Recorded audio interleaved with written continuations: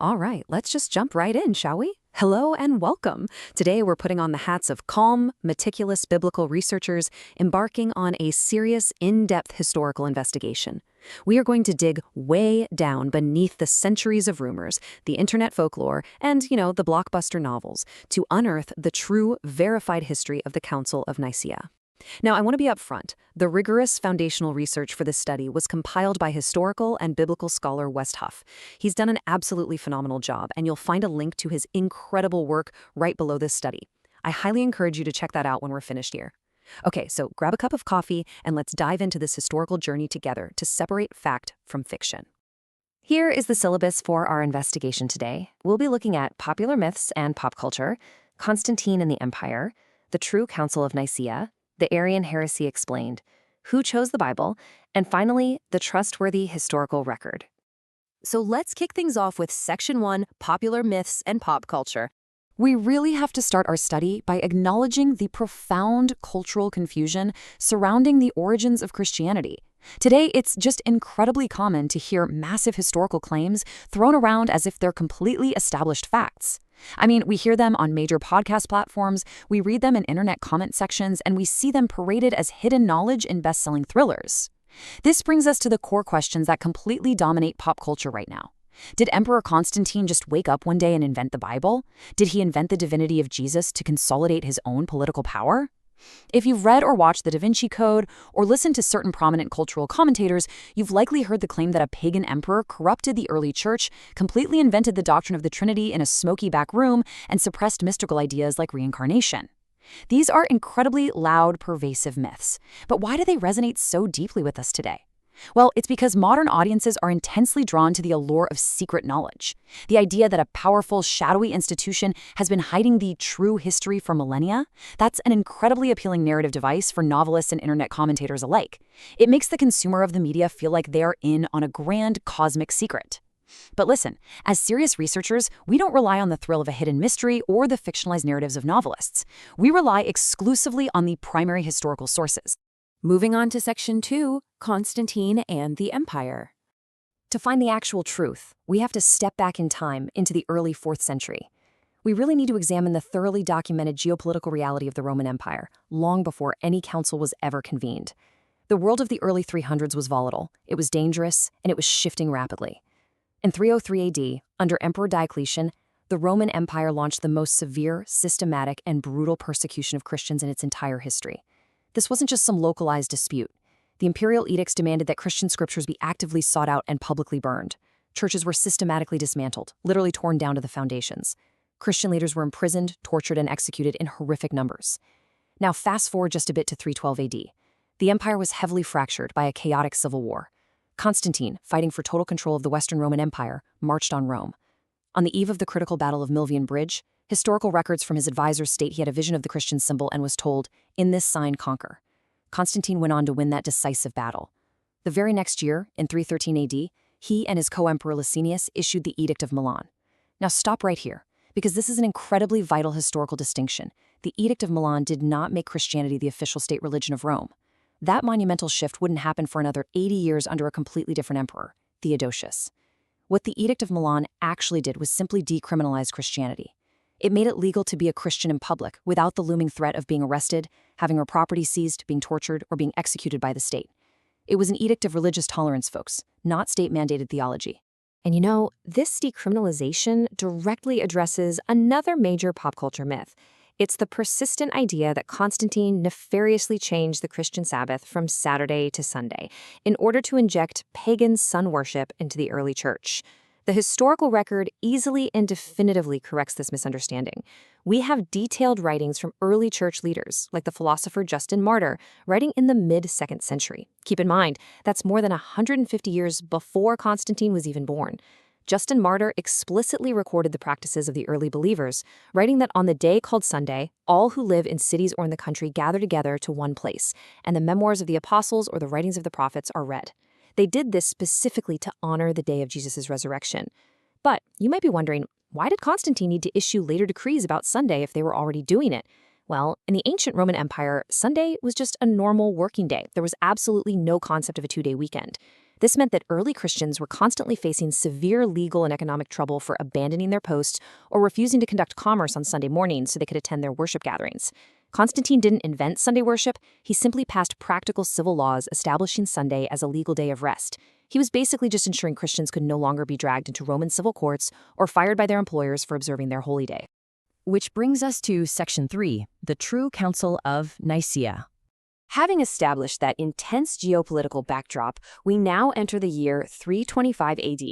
Emperor Constantine called this council because, having just unified the Roman Empire politically, he was suddenly faced with a massive theological division that threatened to tear his newly unified empire right back apart. He wanted peace, so he invited every Christian bishop across the empire to gather and sort it all out. Out of roughly 1,800 invited bishops spread across the vast empire, a fraction actually arrived in Nicaea. Traditional early historical accounts number them at exactly 318. Now, it is absolutely vital to understand exactly who these men were. These were not pristine, wealthy politicians lounging in imperial luxury. Many of these men were the direct survivors of the brutal Diocletian persecutions from just over a decade prior. Early historical accounts actually refer to them as the Council of Confessors.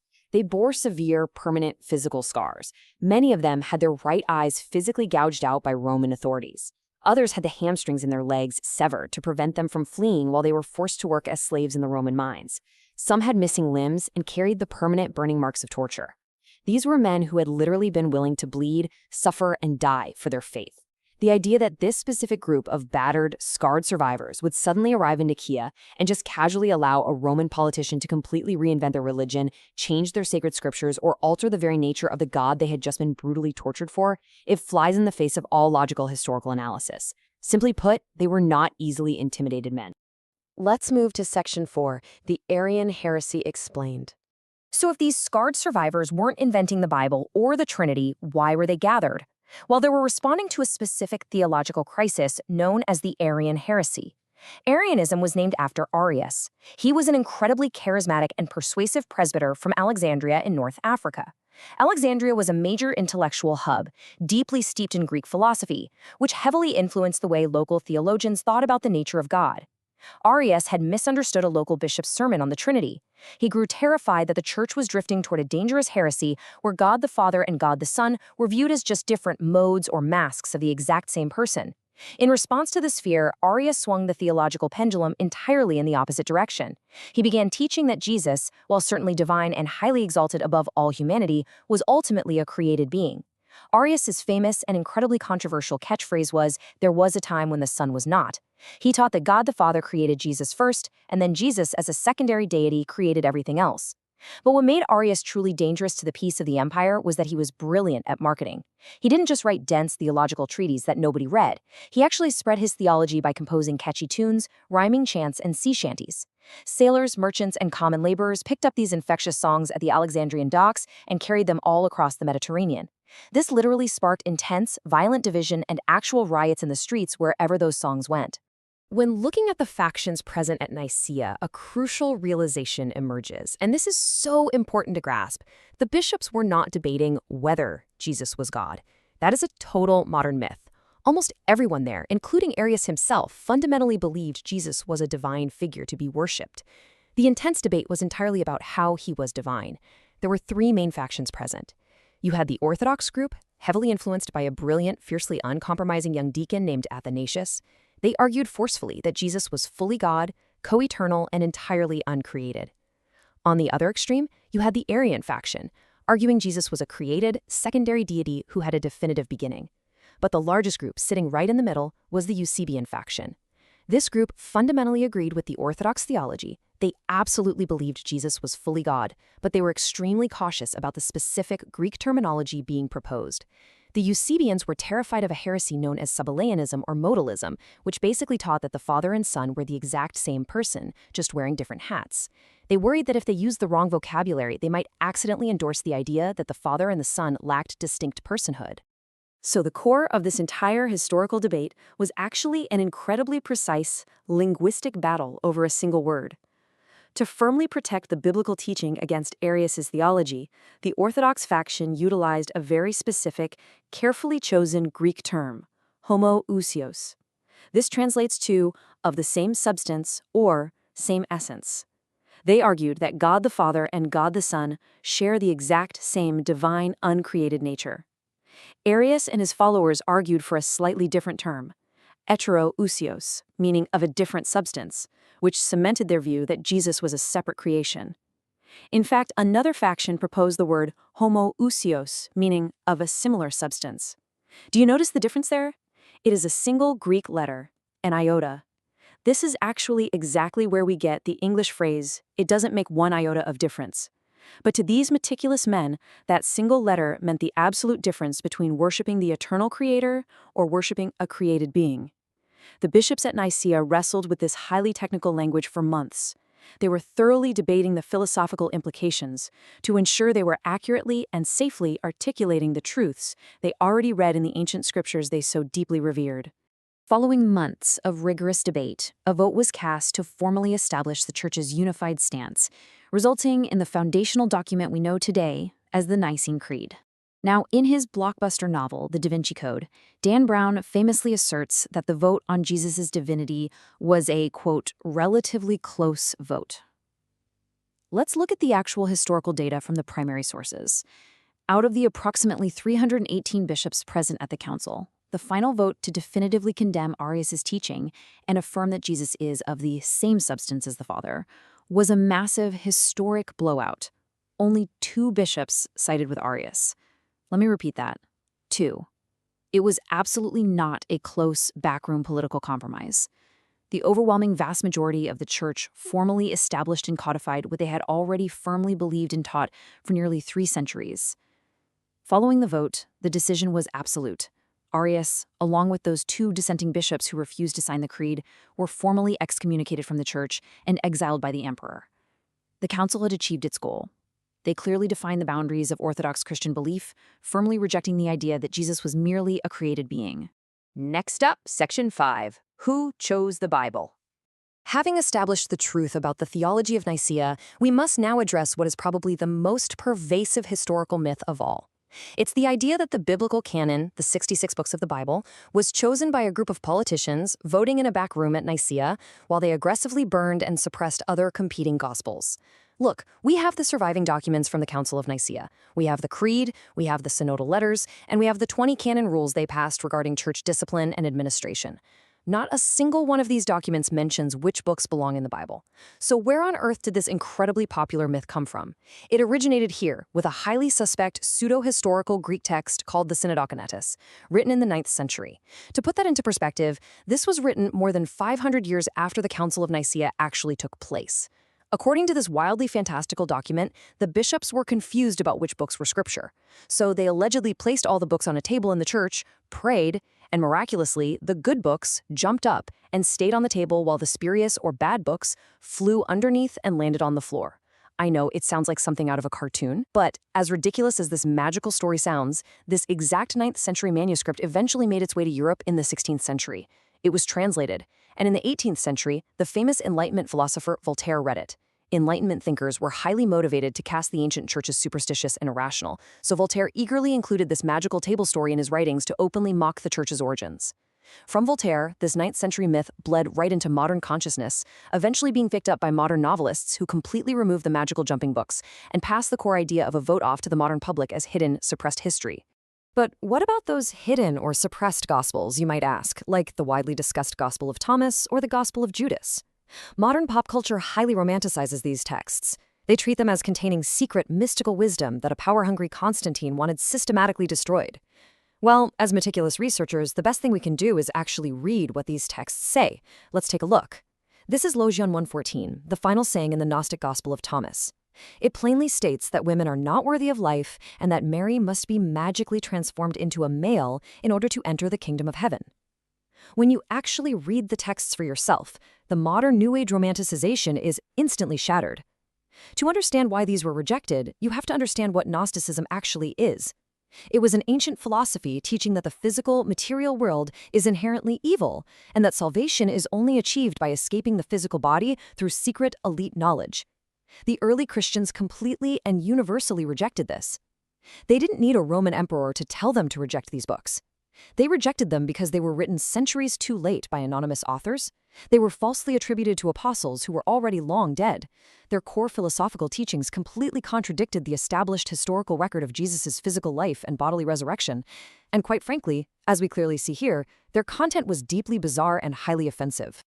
This brings us to our final section, Section 6, the trustworthy historical record. So if Nicaea didn't invent the Bible, and if Constantine didn't dictate its contents, exactly why can we trust the historical record we hold in our hands today? Well, we build our confidence in the text through a layered, highly methodical historical approach. Step 1 is first-century authorship.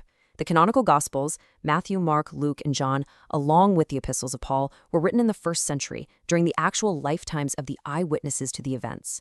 No serious secular or religious historian debates this foundational timeline. This means there simply wasn't enough time for sprawling, legendary myths to completely overwrite the historical core while the eyewitnesses were still walking around, fully able to correct the record. Step 2 involves the unprecedented mountain of manuscript copies we possess. As the early church grew, they meticulously hand-copied these texts across different regions and languages, including Greek, Latin, Coptic, and Syriac. To give you some context on this, for the ancient writings of Julius Caesar or the Roman historian Tacitus, we might have, say, a dozen surviving manuscript copies, and they often date a full 1,000 years after the events happened. For the New Testament, we have over 5,800 ancient Greek manuscripts and tens of thousands more in other languages. When we cross-reference this vast mountain of independent manuscripts today, their internal textual unity is absolutely staggering. Step 3 involves the early church father commentaries. Think about this. Even if we miraculously lost every single one of those thousands of ancient manuscript copies, we could almost completely reconstruct the entire New Testament solely from the rich quotations found in the letters and commentaries of the early church fathers from the 2nd and 3rd centuries. These leaders organically recognized the divine authority of these specific texts generations before any emperor or council ever got involved. Finally, Step 4 focuses on faithful modern translation committees. Today, we possess incredibly accurate translations produced by vast committees of diverse linguistic experts. These modern scholars weed out individual bias by constantly bypassing later translations and going straight back to those ancient foundational Greek and Hebrew manuscripts. They do this to ensure that what we read today is exactly what was written down in the 1st century.